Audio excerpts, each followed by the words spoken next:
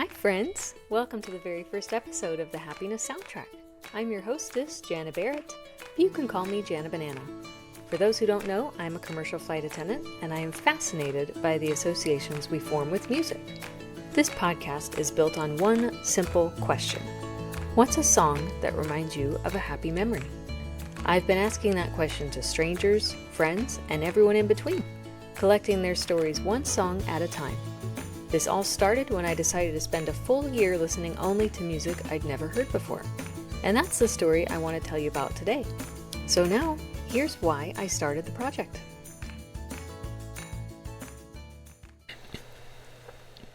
The obsession that started it all. I couldn't stop listening to the song. Not just any song, the one that reminded me of my ex. And not just any ex, the one I'd never really gotten over. Maybe part of the reason I'd never gotten over him was because I couldn't stop listening to the song. To call it merely a song, though, seems to do it a disservice. It was a beautiful, entrancing melody, one that he had written, and he was singing about me.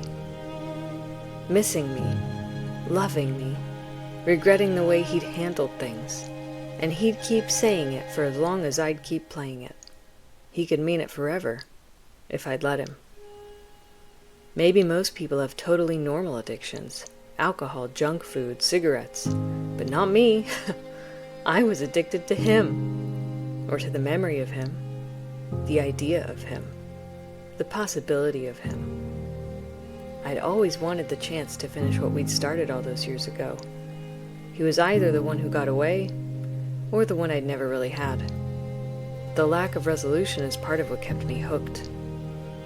The first time I heard the song, it provided me tremendous closure and validation, because it was 5 minutes of him admitting that he was struggling with all those feelings too. But the next 10,000 times I played it just inched me closer and closer to wanting to see him again.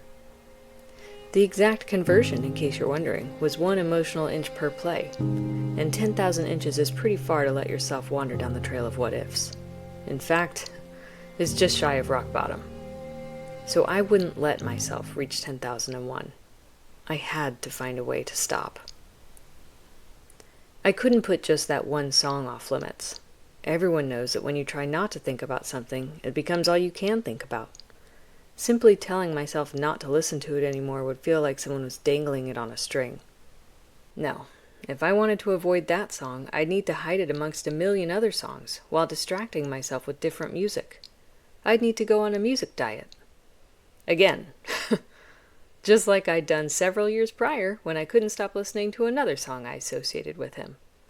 Seriously, what's wrong with me? I've never understood why it was so hard for me to let go of that relationship. Existential crisis aside, I now had an exciting project to focus on. No, not therapy. How cliche. Why work on my attachment issues when I could work on a music project? I was going to spend a year listening only to music I was unfamiliar with. Everything I'd ever heard before was off limits. And the perfect milestone was right around the corner, my birthday. That's when I'd kick things off. Until then, I'd savor every musical morsel. I couldn't listen to everything. By the time I finally committed to this endeavor, I only had about 72 hours to feast on my most beloved songs. We're talking about all the music I'd ever heard in all my 37 years. 3 days wasn't even enough to properly evaluate what those treasure tracks might be. I figured whichever artists' albums and songs came to mind first must be the ones that meant the most to me, at least at that point in my life.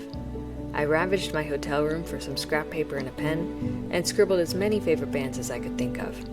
I kept that pen, by the way. Hotels want you to take them. It's called advertising. My Spotify mainstays poured across the page, almost automatically, as though they'd been stored in that pen. Queens of the Stone Age, Balance and Composure, Arctic Monkeys, the Beatles. Before I knew it, there was barely any paper left. Then I broke the list into priorities. Whose entire catalog do I already know by heart? I can wait another year without them if I have to, because I've memorized every nuance anyway. Who are the artists that resonate with me the most at this point in my life? I'm going to need some quality time with them. Who are the favorites from former chapters? Maybe I don't need them as much now as I did then. The next 3 days were filled with as much music as I could possibly cram into them. Every chronological crevice had a purpose and a soundtrack. And the last 5 minutes, those were for the song, because I was pathetic like that. Maybe therapy should be next year's project.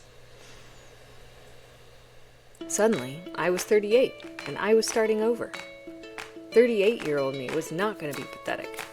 I was going to be curious, inquisitive, bold, damn it. Oh yeah, I was also going to take copious notes throughout this iteration of the music diet. I wanted to document every track I missed and why. I wanted to log all my discoveries and realizations. I was ready to go full mad scientist about it. This time, I wanted to learn, once and for effing all, twice for all, how to leave that part of my past behind. What better way than to leave all of the parts at once?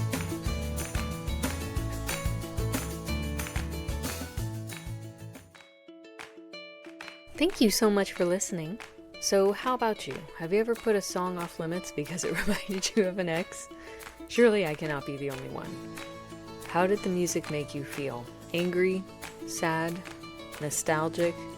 Maybe a little bit of everything? What do you think would happen if you heard it now? I'm very curious. Feel free to share your thoughts with me on Instagram at Happiness Soundtrack. You can always DM me and tell me about your song too. I would love to hear your story. As for my stories, I share a new one every Monday, and next week I'll tell you about the day I started the project. You can listen to all the stories right here on the podcast, watch the animations on YouTube, or read the stories at happinesssoundtrack.com.